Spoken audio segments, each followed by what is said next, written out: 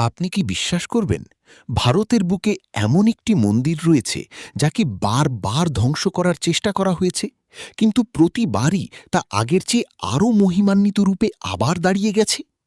এমন একটি মন্দির যার উপর শতাব্দীর পর শতাব্দী আক্রমণ হয়েছে, যার সম্পদ লুট করা হয়েছে, যার দেয়াল ভেঙে ফেলা হয়েছে, কিন্তু যার প্রতি মানুষের বিশ্বাসকে কেউ কখনো ভাঙতে পারেনি।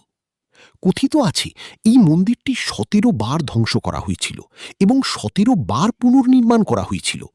কিন্তু প্রশ্ন হল, এই মন্দিরে এমন কি ছিল যার কারণে বারবার এটিকে নিশানা করা হয়েছিল? আর কেন প্রতিটি ধ্বংসের পর এটি আবারও মাথা উঁচু করে দাঁড়িয়ে গিয়েছিল? আজ আমরা জানব সোমনাথ মন্দিরের সেই অবিশ্বাস্য ইতিহাস, যা শুধু একটি মন্দিরের গল্প নয়, বরং সাহস, সংগ্রাম এবং পুনর্জন্মের এক অনন্য কাহিনী। ভিডিওটি শেষ পর্যন্ত অবশ্যই দেখুন, কারণ এই গল্পের শেষ সত্য আপনাকে বিস্মিত করে তুলবে। গুজরাটের প্রভাসপাটনে অবস্থিত সোমনাথ মন্দিরকে ভগবান শিবের ১২টি জ্যোতির্লিঙ্গের মধ্যে প্রথম এবং অন্যতম গুরুত্বপূর্ণ জ্যোতির্লিঙ্গ হিসেবে বিবেচনা করা হয়। আরব সাগরের তীরে দাঁড়িয়ে থাকা এই মন্দির হাজার হাজার বছর ধরে ভক্তদের বিশ্বাসের কেন্দ্র হয়ে রয়েছে। পৌরাণিক কাহিনী অনুসারে চন্দ্রদেব, যিনি সোম নামেও পরিচিত, তার শ্বশুর দক্ষ প্রজাপতির অভিশাপের কারণে নিজের জ্যোতি হারিয়ে ফেলেছিলেন। সেই অভিশাপ থেকে মুক্তি পাওয়ার জন্য তিনি ভগবান শিবের কঠোর তপস্যা করেছিলেন। তার ভক্তিতে সন্তুষ্ট হয়ে ভগবান শিব তাকে অভিশাপ মুক্ত করেন। কৃতজ্ঞতাস্বরূপ চন্দ্রদেব এখানে একটি বিশাল ও মহিমান্বিত মন্দির নির্মাণ করেন, যার নাম রাখা হয় সোমনাথ। জনশ্রুতি রয়েছে যে প্রথমে এই মন্দিরটি সোনা দিয়ে নির্মিত হয়েছিল, পরে রাবণ এটি রূপা দিয়ে পুনর্নির্মাণ করেন এবং ভগবান কৃষ্ণ চন্দন কাঠ দিয়ে এটি নির্মাণ করান। যদিও এসব কাহিনীর ঐতিহাসিক প্রমাণ পাওয়া যায় না, তবে এগুলো মন্দিরটির প্রাচীনত্ব ও গুরুত্বকে তুলে ধরে। সময়ের সঙ্গে সঙ্গে সোমনাথ শুধু একটি ধর্মীয় স্থানই ছিল না, বরং এটি ভারতের অন্যতম ধনী কেন্দ্র হিসেবেও পরিচিত হয়ে ওঠে। সমুদ্র তীরে অবস্থিত হওয়ায় দূর দূরান্ত থেকে ব্যবসায়ীরা এখানে আসতেন। রাজা, ব্যবসায়ী এবং সাধারণ ভক্তদের দানে মন্দিরটি বিপুল সম্পদের অধিকারী হয়ে ওঠে। বলা হয়, মন্দিরের ভাণ্ডারে সোনা, রূপা, হীরা এবং অমূল্য রত্নের বিশাল সংগ্রহ ছিল। হাজার হাজার পুরোহিত ও কর্মচারী এখানে কাজ করতেন। এর ঐশ্বর্য ও খ্যাতির কথা ভারতের সীমানা পেরিয়ে বিদেশেও পৌঁছে গিয়েছিল।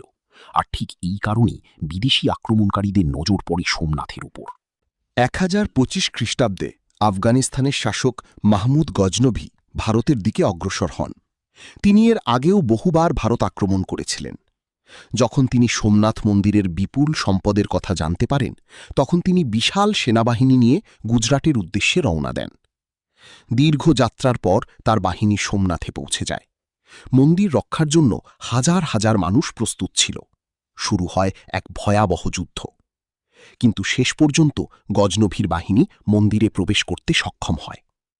ঐতিহাসিক বিবরণ অনুযায়ী মন্দিরের ব্যাপক ক্ষতি করা হয় এবং এর বিশাল ধনসম্পদ লুট করে নিয়ে যাওয়া হয়। গজনভি ভেবেছিলেন তিনি সোমনাথের সমাপ্তি ঘটিয়েছেন, কিন্তু তিনি ভুল ছিলেন। মন্দির ধ্বংস হওয়ার পর স্থানীয় রাজা এবং সাধারণ মানুষ একসঙ্গে মিলে আবার এর পুনর্নির্মাণ করেন। কিন্তু এখানেই সংগ্রামের শেষ হয়নি। পরবর্তী কয়েক শতাব্দী ধরে সোমনাথ বারবার আক্রমণের শিকার হয়েছে। বিভিন্ন আক্রমণকারী এটিকে ক্ষতিগ্রস্ত করেছে, এর সম্পদ লুট করেছে এবং এর অস্তিত্ব মুছে দেওয়ার চেষ্টা করেছে। কিন্তু প্রতিবারই একটি বিষয় অপরিবর্তিত ছিল। মন্দির ভেঙে পড়ার পর মানুষ আবারও তা গড়ে তুলতে এগিয়ে এসেছে। কেউ অর্থ দিয়েছে, কেউ শ্রম দিয়েছে, আর কেউ দিয়েছে নিজের অটুট বিশ্বাস। আর সেই কারণেই প্রতিবার সোমনাথ আবার দাঁড়িয়ে গেছে। এই কারণেই সোমনাথ মন্দিরকে ভারতীয় ইতিহাসে পুনর্জন্মের প্রতীক হিসাবে দেখা হয়। এটি শুধু পাথরের একটি স্থাপনা নয়, বরং মানুষের পরিচয়, সংস্কৃতি এবং বিশ্বাসের প্রতীক হয়ে উঠেছিল। যতবার এটিকে মুছে ফেলার চেষ্টা করা হয়েছে, ততবারই মানুষ এটিকে নতুন করে জীবিত করেছে। ১৭শ শতাব্দীতে মুঘল শাসনের সময়ও সোমনাথ কঠিন সময়ের মুখোমুখি হয়।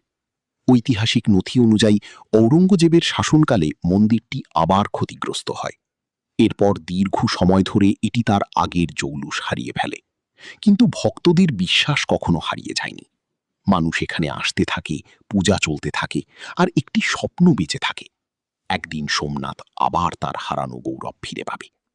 তারপর আসি ১৯৪৭ সাল। ভারত স্বাধীন হয়েছে, দেশ নতুন ভবিষ্যতের দিকে এগিয়ে যাচ্ছে। এই সময় ভারতের প্রথম স্বরাষ্ট্রমন্ত্রী সর্দার বল্লভভাই প্যাটেল সোমনাথ মন্দির পুনর্নির্মাণের সংকল্প নেন। তার মতে এটি শুধু একটি মন্দির পুনর্নির্মাণ নয়, বরং ভারতের সাংস্কৃতিক পুনর্জাগরণের প্রতীক। এরপর শুরু হয় পুনর্নির্মাণের কাজ। প্রাচীন স্থাপত্য শৈলী অনুসরণ করে একটি নতুন ও মহিমান্বিত মন্দির নির্মাণ করা হয়। 1951 সালে মন্দিরের প্রাণ প্রতিষ্ঠা সম্পন্ন হয়।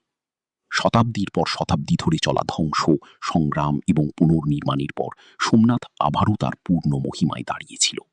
আরব সাগরের তীরে দাঁড়িয়ে থাকা এই মন্দির যেন ইতিহাসকেই চ্যালেঞ্জ জানাচ্ছিল। তাকে ধ্বংস করা সম্ভব, কিন্তু মুছে ফেলা সম্ভব নয়। প্রায়ই বলা হয় যে সোমনাথ মন্দির 17 বার ধ্বংস করা হয়েছিল এবং 17 বার পুনর্নির্মাণ করা হয়েছিল। যদিও ইতিহাসবিদদের মধ্যে এই সংখ্যাটি নিয়ে মতভেদ রয়েছে। কেউ কম সংখ্যা বলেন, কেউ বেশি। তবে অধিকাংশই একমত যে সোমনাথ বহু বড় আক্রমণ এবং ধ্বংসের মুখোমুখি হয়েছে। গুরুত্বপূর্ণ বিষয় সংখ্যাটি নয়, গুরুত্বপূর্ণ বিষয় হল প্রতিবার ধ্বংসের পর পুনর্নির্মাণ হয়েছে এবং প্রতিবারই বিশ্বাসের জয় হয়েছে। সোমনাথ মন্দিরের গল্প আমাদের একটি গভীর শিক্ষা দেয়। কোনো স্থাপনা ভেঙে ফেলা যেতে পারে, কিন্তু একটি সভ্যতার আত্মাকে ধ্বংস করা যায় না। কোনো কাঠামোকে গুঁড়িয়ে দেওয়া যেতে পারে, কিন্তু মানুষের বিশ্বাসকে শেষ করা যায় না। হয়তো এই কারণেই হাজার বছরের সংগ্রামের পরও সোমনাথ আজও একই গর্ব ও মর্যাদার সঙ্গে দাঁড়িয়ে আছে। আর যখন আরব সাগরের ঢেউ এসে এর পাদদেশ স্পর্শ করে, তখন মনে হয় ইতিহাস নিজেই যেন বলছে, আমাকে ফেলে দেওয়া যেতে পারে, কিন্তু আমাকে কখনো মুছে ফেলা যাবে না। ভিডিওটি ভালো লাগলে লাইক করুন, চ্যানেলটি সাবস্ক্রাইব করুন এবং এমনই ইতিহাসের রহস্য ও বিস্ময়কর কাহিনী জানতে আমাদের সঙ্গে যুক্ত থাকুন। ধন্যবাদ। Before we move on, don't forget to like this video and subscribe. It really helps the channel grow.